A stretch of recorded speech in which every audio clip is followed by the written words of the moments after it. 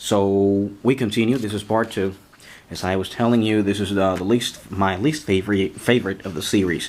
Not because of the gay undertone, because I don't care. You can be gay. You can be. I don't care. That's your personal preference. I don't give a rat's ass about that. But because of the movie itself was bland. Because this was some sort of an unnecessary sequel. Let's make the sequel for making a sequel. Let's milk the Nightmare on Elm Street's cow, or Freddy Krueger's cow. Now, moving on.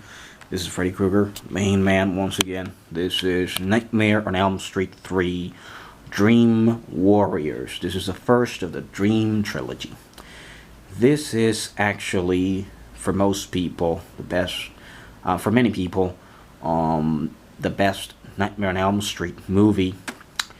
I think that this one and the first one are the best of the bunch, but I love them all.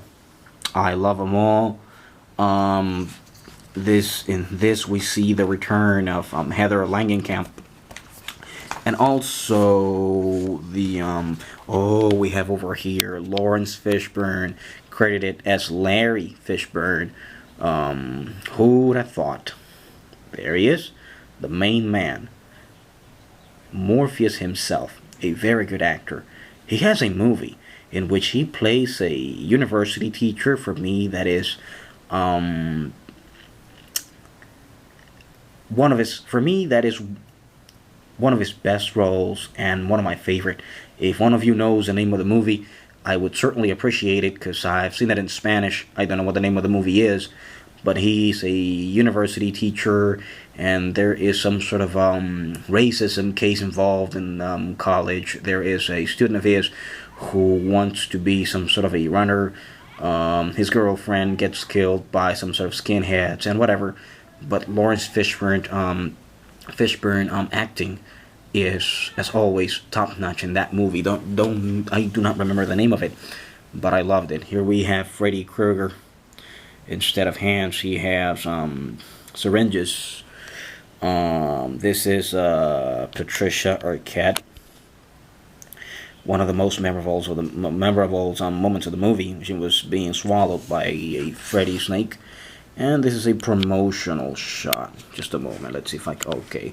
Here we see Freddy and Heather Langenkamp.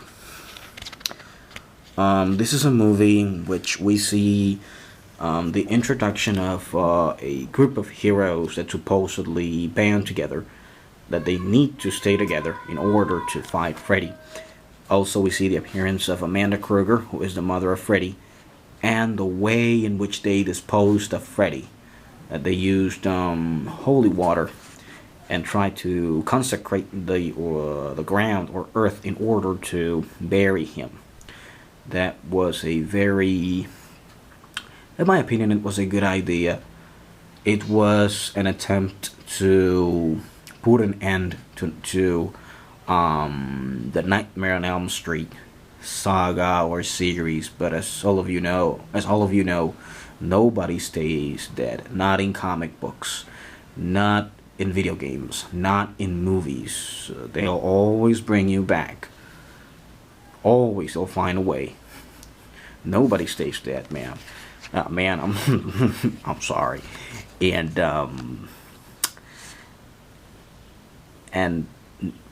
not even in a, let's say, nobody stays dead, much less in a franchise or cow they can constantly milk.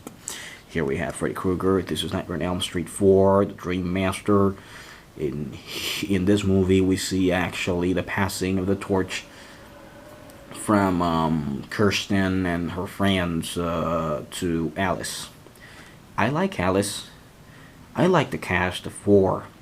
But I believe, or I think, I don't know, that's me, they shouldn't have killed Kincaid. I don't know, I like Kincaid, but they killed him off.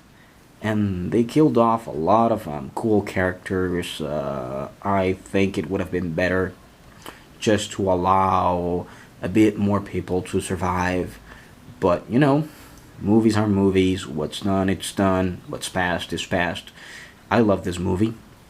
Nightmare on Elm Street 4, The Dream Master. This was directed by, I think his name's somewhere around here, an European director. There he is. This gentleman, Renny Harlin. This man pulled it off nicely, taking into consideration that this was, I think, his first or second movie. But I think that this was not his first movie, but it was his first big budget movie. So he pulled it off nicely. This is Nightmare on Elm Street 5, The Dream Child, the end of the Dream series or trilogy. The problem with this movie is this is a movie. There you have him, Robert Englund, as charming as ever as Freddy Krueger.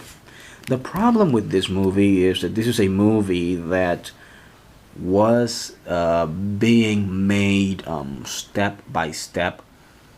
It was a movie that didn't have a script finished.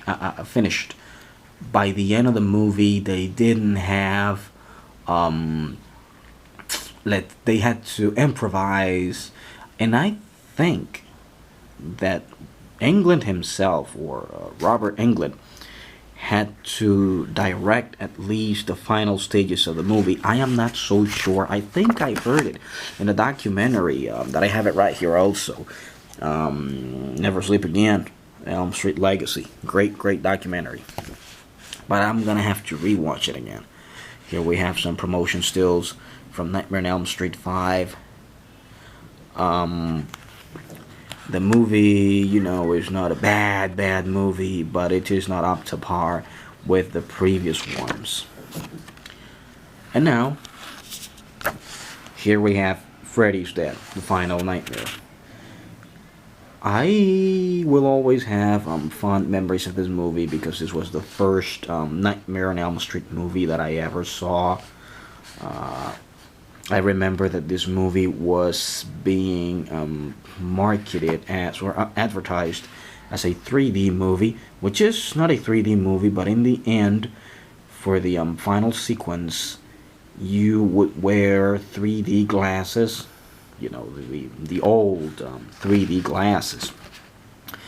The movie is, of the 6 movies, of the 7 movies, for me, this is the weakest link of the bunch. It is not bad movie, but what I criticize about the movie is, I don't know, only 2 actors in this movie have personality.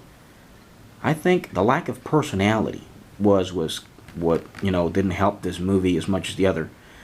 The only actors who have personality in here are, there you have them, Robert Englund as Freddy, and Japhet Kotto. For me, Japhet Kotto, his character was not developed enough. I don't know what happened there, but I believe that they should have given him more space, more on-screen time, develop him more. Here we have Lisa Sane. For some reason, I don't know, she's always like, how can I say this? I'm looking for the word, but she's always like with this expressionless expression, without being overly redundant, always expressionless expression, and then all of a sudden she would burst like, but this isn't Springwood, and all that stuff. It's like going from an expressionless expression to an over the top expression filled acting. Well, you get the idea. Oh, we have Alice Cooper as Freddy's father, and this guy this is Tom Arnold and Roseanne. Some of you might not know them, but these guys were, Week's Flavor back then. And Robert Englund, the main man himself. Let's see, I'm gonna have to go for part 3 now. Time's running out here.